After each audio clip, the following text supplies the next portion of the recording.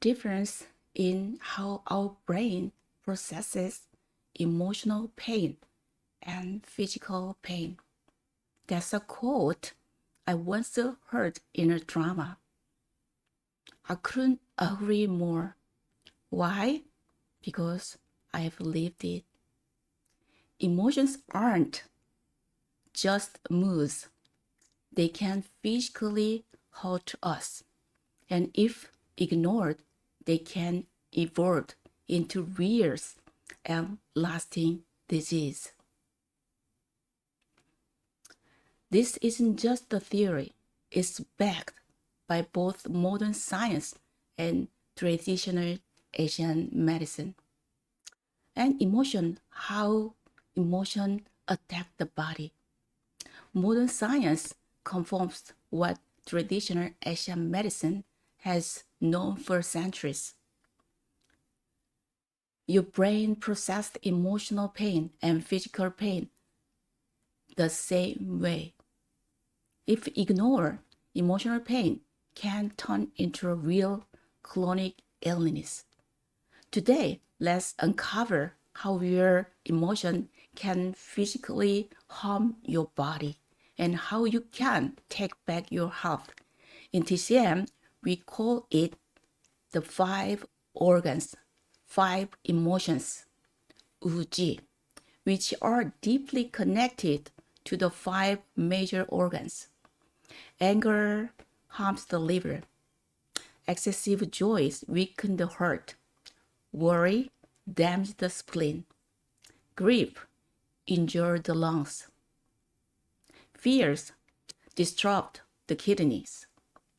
Take anger, for example, suppressing it constantly lead to chest tightness, throat tension, indigestion, and eventually insomnia.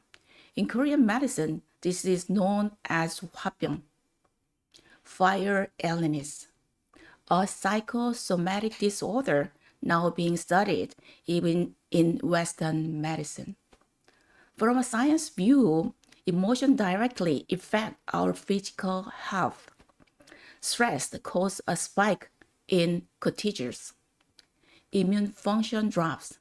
The autonomic nervous system gets disrupted. The amygdala becomes overactive and mistakenly sees danger everywhere. The body stays in chronic tension and inflammation. This isn't just feeling stressed. It's the start of a physiological illness loops. Do you feel tired for no reason, irritable for no clear reason, constantly tired, even when you rest, troubling falling asleep, tossing and turning at night, a tightness in your chest or gut that won't go away, and your body ache, but doctors say everything is normal. What if I told you it might not just be your body? It could be your emotion attacking you. What started as emotion may not be just a full body. It's SOS. Let me share part of my own story. I thought I was okay. Or maybe I just want to believe I have to be okay. I wasn't the type to complain or break down in front of others. I trained myself for over 45 years to be that way, to hold it in, to keep going. When my husband lost our savings in stock market without telling me anything, money we had built up for 18 years. I told myself, it's okay. We will start again. He was a good man, good husband, and a good father. I want to believe that forgiveness would fix it. But there's such a thing as silent forgiveness. We are human, not God. If you keep swallowing your pain, anxiety, and sadness, one day something triggers the collapse. For me, it was 5 years of silence.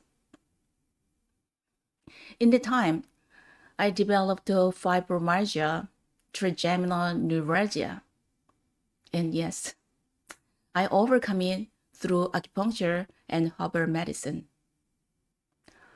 Outwardly, I looked fine, but inwardly, my emotional illness only deepened.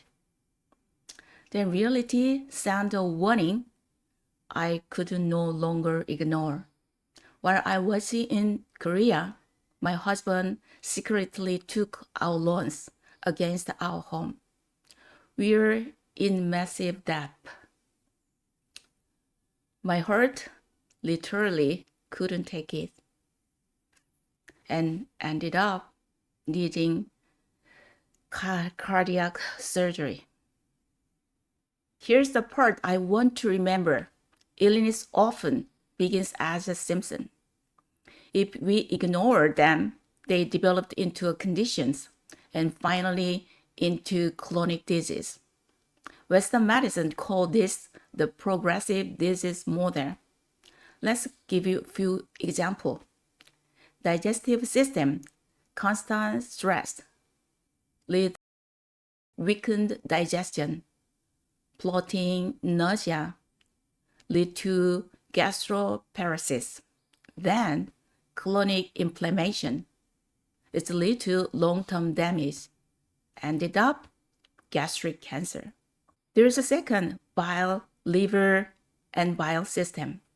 Suppressed anger, it developed impaired bile flow and lead to fatty liver. And again, chronic inflammation and fibrosis, DNA mutation, and ended up liver cancer. Third, lungs and respiration. Unexpressed grief, sadness, shallow breathing, chronic sight. It reduced the lung qi flow.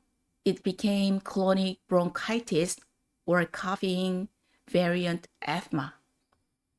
It led to long-term inflammation, ended up lung cancer risk. Heart and blood vessel system. Prolonged resentment, anxiety, sadness. It leads to overactive sympathetic nerves. It leads to unstable blood pressure and arrhythmia. It leads to heart overwork and lead to heart failure or heart attack. Finally, even stroke. What does TCM teach? TCM agree the deeper disease has progressed, a longer, more strategic the treatment must be. It's not just about where the illness is, but how long it's been there, how deep it has gone. In my case, eventually I turned to writing. I never really opened up to anyone. I didn't have counseling, but through the writing my story, I gave illness a name. And that's when healing truly began. Grief weakens the lung qi. It shortens your breath, drains your energy, lower immunity. And yet, when you go to the hospital, nothing shows up on your labs. That's when it feels even more hopeless. Sometimes, that's when people feel most alone. Emotion can be trained. It hurts at first, but even small shifts, a kind words, a moment of honesty with yourself can begin the recovery. You heard the phrase, it's all how you look at it. It's not just a creature, it's the beginning of a true healing. Please take care of both and your physical health and your emotional well-being. Emotions are not weakness. They are the starting point of recovery. Don't hesitate to seek treatment or to take medicine if you need it. Like old Korean saying, if you don't fix it with a needle, you will need a shovel. Small sign, when ignored, grow into a bigger consequences. TCM isn't just about treating the body. It's about restoring your life and helping your soul breathe again. May this story be a small light for someone watching you today. From my heart to yours, I'm cheering for your peace and healing. Thank you for spending this time with me. Have a nice, wonderful day. And I'm from Harmony Artwork. Bye.